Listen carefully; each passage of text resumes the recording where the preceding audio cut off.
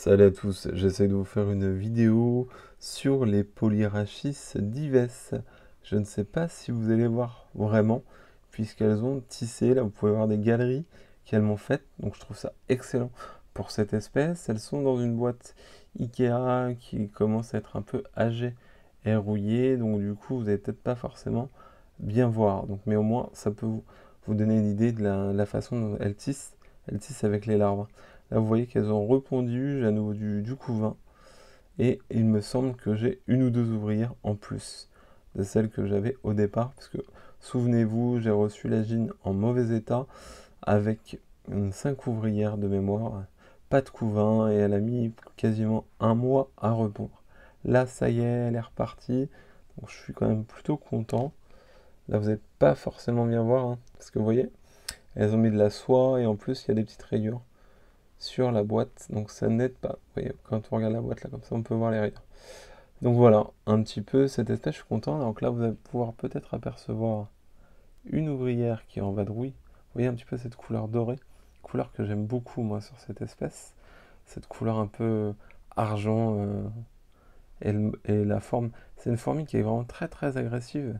Je suis vraiment fan de cette espèce parce qu'elles sont vraiment très nerveuses. Là, c'est encore une toute petite fondation parce que maintenant, je dois avoir 6-7 ouvrières, mais elles sont vraiment ultra ultra nerveuses. Je sais pas si vous allez bien voir. Vous voyez, hop, elle a vu mon doigt. Ah non, je me sauve. Je ne veux pas. Et vous voyez un peu, hop, voilà. Donc là, elles ont quand même bien tissé. Vous voyez, ça fait un peu des salles en forme de tipi. Vous voyez un peu, ça fait comme des gouttelettes. Elles ont fait deux salles, une grosse là et une plus petite là. Et tout le monde évolue tranquillou là-dedans, quoi. Donc ça fait plutôt plaisir. Il y a du couvain, pas mal de couvain, donc je suis content.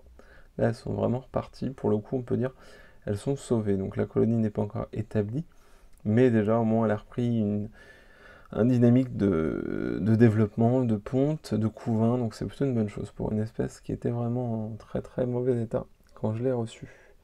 Voilà ce que je peux vous dire pour le moment, je suis content. À terme, donc cette espèce-là, j'aimerais bien la mettre dans une cuve avec, pour vous donner un projet, hein, avec un bonsaï mort récupéré en fait.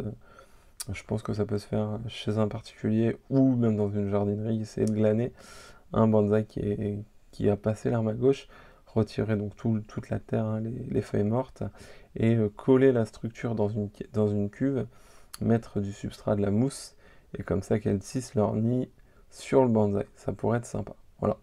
Donc tout du moins c'est un projet à l'avenir. Pour le moment on reste dans cette cuve qui est plus ou moins basique, hein, avec donc juste de la mousse, vous voyez, juste de la mousse de forêt, un peu de branches, beaucoup d'humidité, et voilà, je les nourris, et je les voyais pas trop, là elles commencent à sortir un peu, on sent que ça se développe, qu'ils ont pris leur marque, voilà, donc ce que je peux vous dire sur cette espèce. Donc l'aire de chasse, vous pouvez voir qu'elle est un petit peu sale, il y a pas mal de déchets.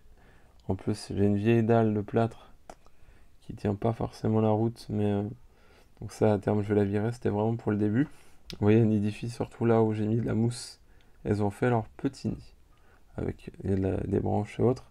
Pour le moment, ça se passe plutôt bien, voilà ce que je peux vous dire. J'espère que la vidéo vous aura plu, excellente journée. Au revoir, salut, salut. Tu dis au revoir? Non, dis pas au revoir.